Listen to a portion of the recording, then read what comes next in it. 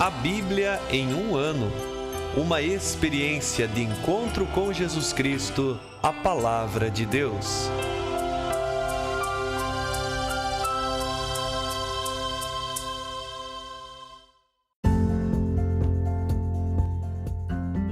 Olá, eu sou Yuri, seminarista da Diocese de Ponta Grossa, Paraná. Você está ouvindo o podcast A Bíblia em um ano.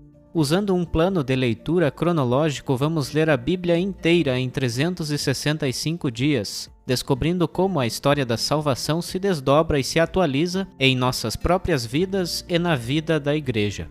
Estamos usando a Bíblia Católica com a tradução oficial da Conferência Nacional dos Bispos do Brasil.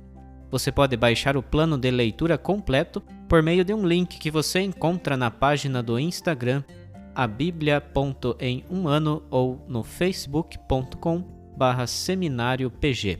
Inscreva-se nesse podcast por meio da plataforma que preferir para receber as notificações diárias dos novos episódios.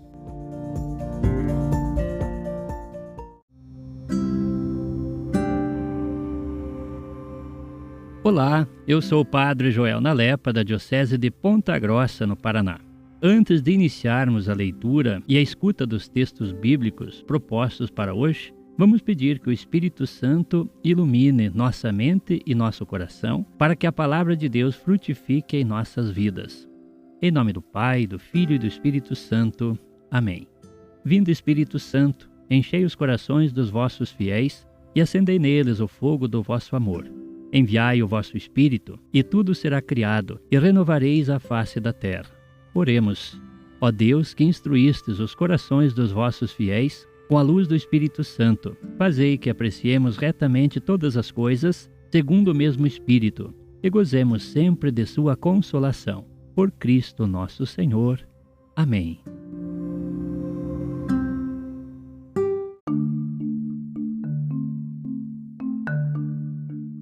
Estamos no dia 28 do nosso podcast A Bíblia em um ano. Leremos hoje o capítulo 38 do livro do Gênesis, onde veremos a história de Tamar.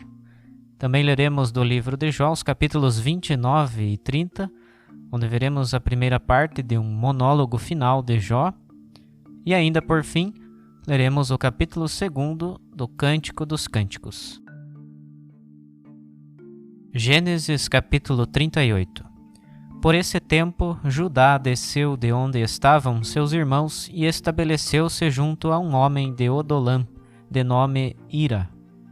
Ao ver ali a filha de um cananeu chamado Sué, tomou-a por mulher e se uniu a ela.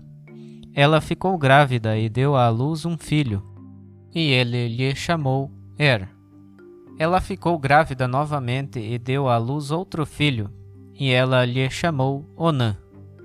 Tornou a engravidar e deu à luz mais um filho, e ela lhe chamou Sela. Quando ela o deu à luz, Judá achava-se em Casibe. Judá escolheu para o primogênito, uma mulher chamada Tamar, mas primogênito de Judá, desagradou ao Senhor, e o Senhor o fez morrer. Então Judá disse a Onã: Une-te à mulher de teu irmão, para cumprir a obrigação de cunhado e suscitar uma descendência para teu irmão. Mas Onã sabia que não seria sua a descendência. Por isso, quando se unia à mulher do seu irmão, derramava o sêmen na terra, para não dar descendência a seu irmão. O que Onã fez desagradou ao Senhor, que o fez morrer também. Judá disse então à sua nora Tamar: Fica como viúva em casa de teu pai, até que meu filho Sela se torne adulto. Dizia isso pensando: Temo que também este morra como os seus irmãos. E assim Tamar ficou morando na casa do seu pai. Tempos depois morreu a filha de Sué, mulher de Judá. Passado o luto, Judá subiu com seu amigo Ira, de Odolam, para a tosquia de seu rebanho em Tamna. Comunicaram-no a Tamar, dizendo: Olha, teu sogro foi a Tamna para tosquiar seu rebanho. Entretanto, Tamar havia percebido que Sela já se tornara adulto, sem que ela lhe fosse dada por mulher. Por isso, trocou seus trajes de viúva, cobriu-se com um véu, e assim disfarçada, sentou-se à entrada de Enaim, no caminho de Tamna. Judá viu-a e tomou-a por uma prostituta, pois estava com o rosto coberto. Desviou-se até ela no caminho e disse-lhe: Deixa-me unir-me contigo. Com efeito, não havia notado que era a sua nora. Ela perguntou: Que me darás para unir-te comigo? Ele respondeu: Vou mandar-te um cabrito do rebanho. Ela lhe disse: Só se me deixares uma garantia até que o mandes. Que garantia queres que te dê? Perguntou ele. Ela respondeu: O teu sinete, o cordão e o bastão que trazes na mão. Ele os entregou e uniu-se a ela, que ficou grávida. Depois ela levantou-se e foi embora, tirou o véu e retomou suas vestes de viúva. Mais tarde, Judá mandou o cabrito, por intermédio de seu amigo Deodolam, que devia retomar a garantia das mãos da mulher. Ele, porém, não a encontrou. Perguntou aos homens do lugar: Onde está a prostituta cultual que ficava à beira do caminho em Enaim? Mas eles responderam: Nunca houve prostituta cultual neste lugar. Ira voltou e disse a Judá: Não a encontrei, e os homens do lugar me disseram que ali nunca houve prostituta cultual alguma. Judá respondeu: Pois que fique por isso, para não cairmos no ridículo. Vê, eu mandei esse cabrito, mas tu não encontraste a mulher. Passados uns 3 meses, comunicaram a Judá: Tua nora Tamar prostituiu-se e engravidou de sua prostituição. Judá respondeu: Trazei-a para fora para que seja queimada. Quando a levavam para fora, Tamar mandou dizer ao sogro: O homem a quem pertencem estas coisas deixou-me grávida. Verifica de quem são o sinete, o cordão e o bastão. Judá os examinou e disse: Ela é que é justa, não eu. De fato, eu não a dei a Sela, meu filho, e ele não tornou a conhecê-la. Aconteceu que, chegada a hora do parto, ela trazia gêmeos no ventre. Durante o parto, um deles pôs uma das mãos para fora. A parteira pegou a mão e atou-lhe um fio vermelho, dizendo: Este foi o primeiro a sair. Mas ele recolheu a mão e saiu o irmão dele. A parteira disse então: Que brecha abriste para ti? Ele deu o nome de Farés. Depois saiu o irmão com o fio atado à mão, e ela o chamou Zara. Jó capítulo 29. Retomando seu discurso, Jó continuou a falar: Quem me dera eu ser como nos tempos de outrora, como nos dias em que Deus me protegia, quando sua lâmpada brilhava sobre minha cabeça, e na sua luz eu andava até na escuridão. Tal era eu nos dias de minha adolescência, quando Deus era familiar à minha tenda, quando o Poderoso ainda estava comigo e ao meu redor estavam meus filhos, quando banhava meus pés com leite e a rocha derramava para mim rios de azeite, quando me dirigia à porta da cidade e na praça ocupava o meu assento, os jovens ao ver-me retiravam-se e os anciãos se levantavam e ficavam de pé. Os chefes interrompiam suas conversas e punham o dedo sobre a boca. A voz dos chefes se calava e sua língua se colava ao céu da boca. Quem me ouvia me felicitava, e quem me via dava bom testemunho de mim, porque eu socorria ao pobre que clamava e ao órfão que não tinha quem o ajudasse. A bênção do moribundo vinha sobre mim, e eu alegrava o coração da viúva. Eu me cobria da justiça e ela me revestia. Meu direito era o meu manto e diadema. Eu era os olhos do cego e os pés do coxo. Era o pai dos pobres e com cuidado examinava a causa do desconhecido. Eu quebrava o queixo do iníquo e dos seus dentes arrancava a presa. E dizia: No meu pequeno ninho morrerei e como a palmeira multiplicarei meus dias. Minha raiz estendeu-se até as águas, e o orvalho permanece nos meus ramos. Minha glória sempre se renovará, e meu arco será restaurado em minha mão. Os que me ouviam sentiam-se lisonjeados, e calavam-se, atentos ao meu conselho. Não ousavam acrescentar coisa alguma às minhas palavras, e sobre eles gota a gota caía o meu discurso.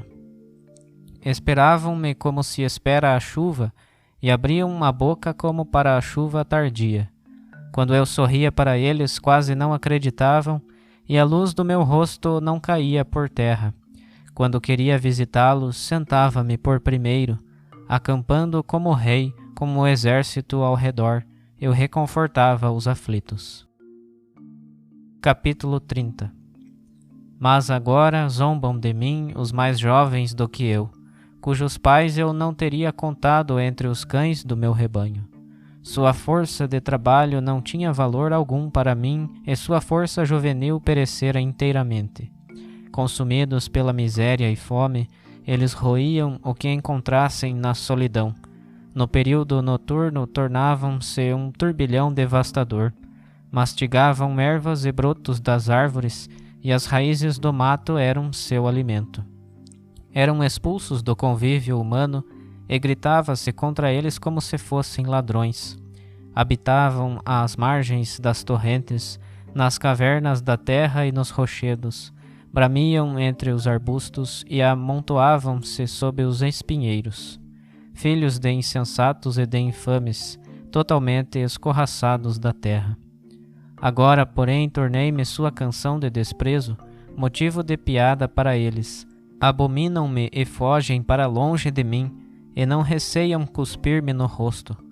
Pois Deus abriu a sua aljava e me afligiu, e pôs um freio em minha boca. À minha direita levanta-se uma corja. Fazem tropeçar meus pés e aplanam as veredas da minha ruína. Embaralharam meus caminhos, contra mim armaram ciladas e prevaleceram, e não houve quem me trouxesse ajuda. Como por uma brecha na muralha, e romperam contra mim, revolvendo-me sob os escombros. Eles se voltam, metendo medo em mim, e como o vento varrem minha honra. Minha salvação passou como uma nuvem. Agora no meu íntimo derrama-se a minha alma, e os dias da aflição apoderam-se de mim. De noite meus ossos são trespassados de dores, os males que me devoram não dormem. Com toda a sua força agarram-me as vestes, e como pela gola da túnica me prendem. Arremessam-me ao lodo, e eu me confundo com a poeira e a cinza. Clamo por ti, e não me atendes. Insisto, e nem olhas para mim. Tu te transformaste em meu carrasco, e me atacas com a brutalidade de tua mão. Tu me levantas e me fazes cavalgar o vento, para me dissolveres na tempestade. Bem sei que me entregarás à morte, onde se encontra a casa destinada a todo mortal. Contudo, não é para a ruína que ele estende a mão, e mesmo na queda por ele provocada a salvação. Acaso eu não chorava outrora por aquele que estava aflito, e minha alma não se compadecia do pobre? Esperava coisas boas, e vieram-me males. Aguardava a luz, e irromperam as trevas. Sem descanso minhas entranhas se abrasaram, surpreenderam-me os dias da aflição. Como rosto sombrio eu caminhava sem consolo, levantando-me no meio da multidão eu gritava. Eu era como o irmão dos chacais e companheiro dos avestruzes. A pele escureceu-se sobre mim e meus ossos ressecaram-se pela febre. Minha cítara aprendeu a chorar, e minha flauta a ser a voz dos que lamentam. Cântico dos Cânticos, capítulo 2. Eu sou a flor do campo e o lírio dos vales. Como o lírio entre espinhos, assim é minha amada entre as moças. Como a macieira entre as árvores dos bosques, assim é o meu amado entre os moços. À sombra de quem eu tanto desejara me sentei, e seu fruto é doce ao meu paladar. Ele me introduziu na sua adega, e a sua bandeira sobre mim é amor. Sustentai-me com bolos de uvas, revigorai-me com maçãs, porque desfaleço de amor. Sua mão esquerda está sob minha cabeça, e sua direita me abraça. Eu vos conjuro, filhas de Jerusalém, pelas corças e gazelas do campo, que não desperteis nem façais acordar a amada, até que ela o queira. É a voz do meu amado, ei-lo que vem, saltando pelos montes, pulando por sobre as colinas. Meu amado parece uma gazela, um filhote de corça. Ei-lo de pé atrás do muro, espiando pelas janelas, observando através das grades. Meu amado me fala assim: Levanta-te, minha amada, minha rola, minha bela, e vem. O inverno passou, as chuvas cessaram e já se foram. Aparecem as flores no campo, chegou o tempo da poda, a rola já faz ouvir seu canto em nossa terra. A figueira produz seus primeiros figos, soltam perfume as vinhas em flor. Levanta-te, minha amada, minha bela, e vem. Minha rola, que moras nas fendas da rocha, no esconderijo escarpado, mostra-me o teu rosto, e a tua voz ressoe aos meus ouvidos, pois a tua voz é suave, e o teu rosto é lindo. Pegai as raposas, as pequenas raposas que devastam as vinhas, pois nossas vinhas estão em flor. O meu amado é todo meu e eu sou dele. Ele é um pastor entre os lírios, até que surja o dia e fujam as sombras. Volta, meu amado, imita a gazela e o filhote da corça por sobre os montes de Beter.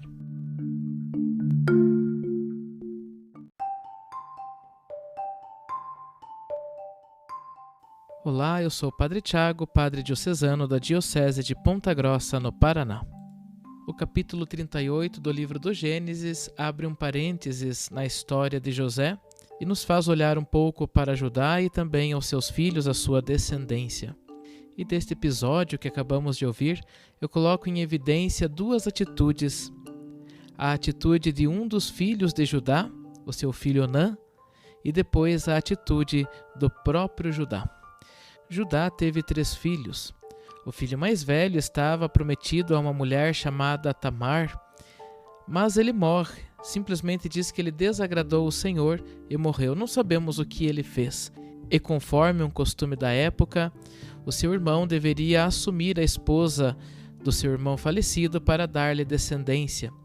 E aqui entra Onã, o segundo filho de Judá. E como eu disse, a sua atitude é uma das atitudes deste capítulo que eu gostaria de pôr em evidência. Ele se fecha num certo egoísmo. Ele sabe que se através dele, Tamar, a mulher do seu irmão, ficar grávida, na verdade este filho será reconhecido como um filho do seu irmão e não um filho dele. Esse era um costume da época. Inclusive depois, mais tarde, virou lei chamada Lei do Levirato.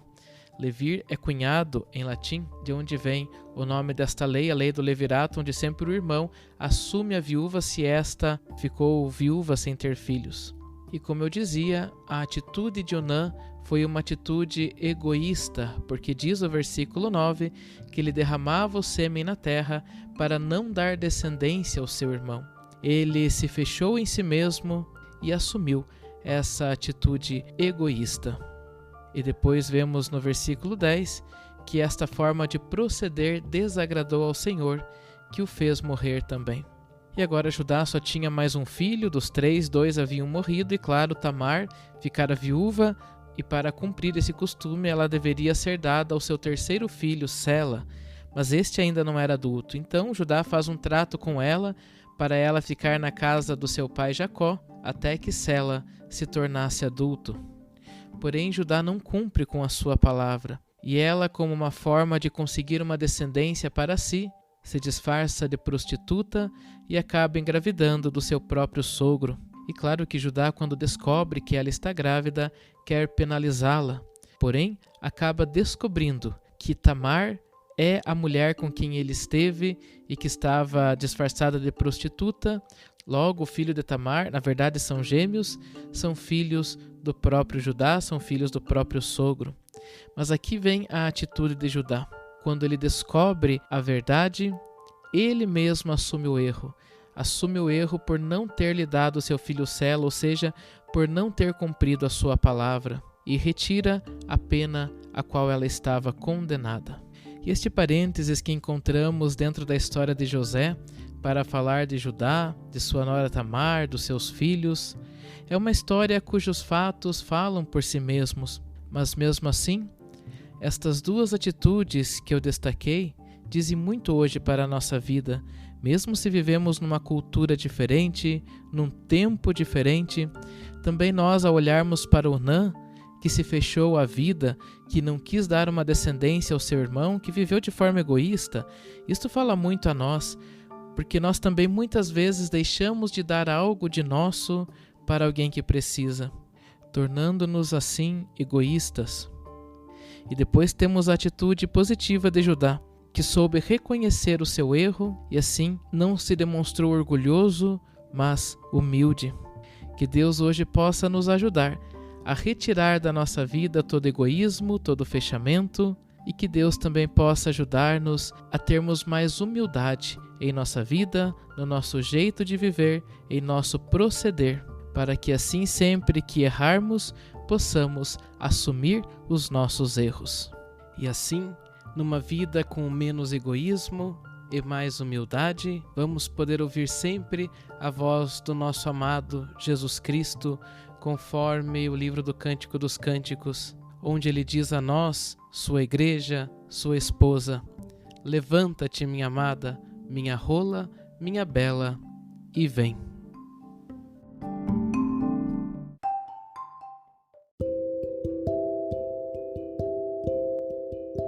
Querido irmão, querida irmã, após a leitura e a meditação da Palavra de Deus contida na Sagrada Escritura, peçamos que o Espírito Santo inspire as nossas ações a partir do mistério de Jesus Cristo, o Verbo encarnado.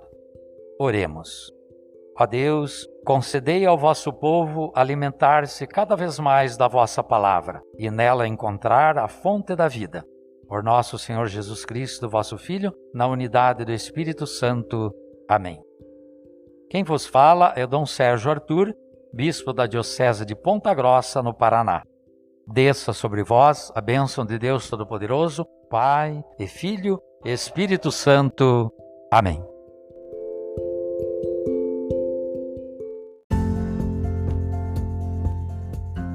Você acaba de ouvir mais um episódio do podcast A Bíblia em um Ano. Continue nesse bom propósito de ouvir, ler e praticar a Palavra de Deus. Rezemos por todos que estão fazendo este caminho de leitura da Bíblia. Procure também participar da sua comunidade. A permissão para uso do plano de leitura The Bible in a Year com o Padre Mike Schmitz e Jeff Kevins foi concedida por Ascension. A versão original pode ser baixada em ascensionpress.com. Todos os direitos desse plano estão reservados à Ascension. Os demais conteúdos do podcast não são criados, revisados ou apoiados por Ascension. Até amanhã!